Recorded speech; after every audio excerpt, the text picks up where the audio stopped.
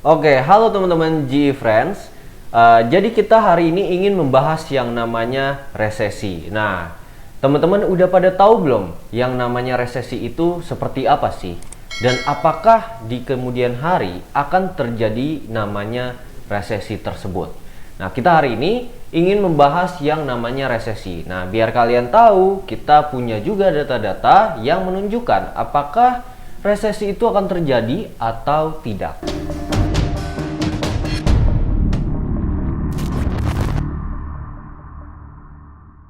Oke, bagi yang belum tahu yang namanya resesi, resesi ini adalah kondisi ketika pertumbuhan ekonomi suatu negara itu berada di zona negatif.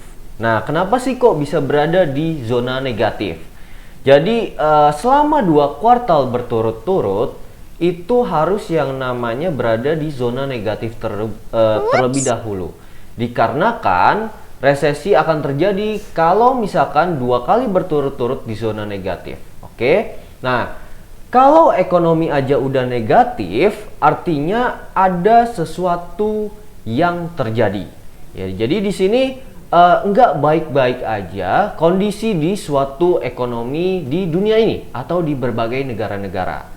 Nah, penyakit ini muncul akibat adanya aktivitas ekonomi di sektor produksi dan di sektor ekonominya di konsumsi itu tidak baik-baik saja.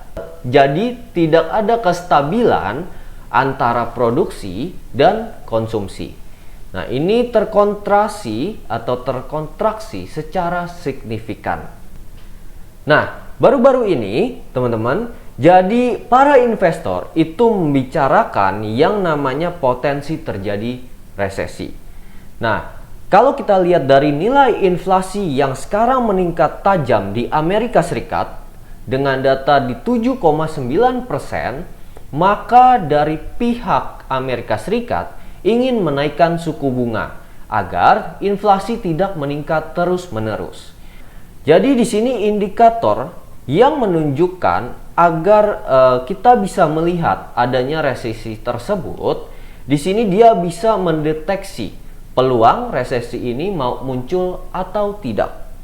Nah, indikator itu bernama inverted yield curve. Nah, jadi indikator ini terjadi ketika imbal hasil obligasi di Amerika Serikat untuk jangka panjang dan jangka pendeknya itu bisa kita lihat melalui indikator ini. Kalau ada terjadinya yield curve, nah kedepannya seperti apa sih yang terjadi? Jadi ketika yield curve ini terjadi, maka kondisi ekonomi sedang mengalami yang namanya anomali. Ya, jadi hal ini nggak hanya terjadi sesekali aja, tapi ini sudah pernah terjadi. Di tahun 2001, di tahun 2008, hingga di tahun 2020 kemarin pada saat Corona. Nah, tiap sebelum crash, selalu ada yang namanya diawali. Nah, diawalinya dari mana? Diawalinya dari terjadi yield curve. Kedua, terjadi yang namanya pasar saham itu cenderung mengalami kenaikan.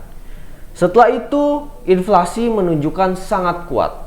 Lalu keempat, yang terakhir adalah ekonomi malah stagnan. Nah, di sini tanda-tanda apakah si resesi itu akan terjadi atau tidak. Jadi teman-teman jangan khawatir dengan ada yang namanya resesi. Jadi kalian harus pintar berinvestasi dan juga pintar dalam menganalisa suatu kondisi. Oke, itu aja di hari ini. Terima kasih banyak. See you.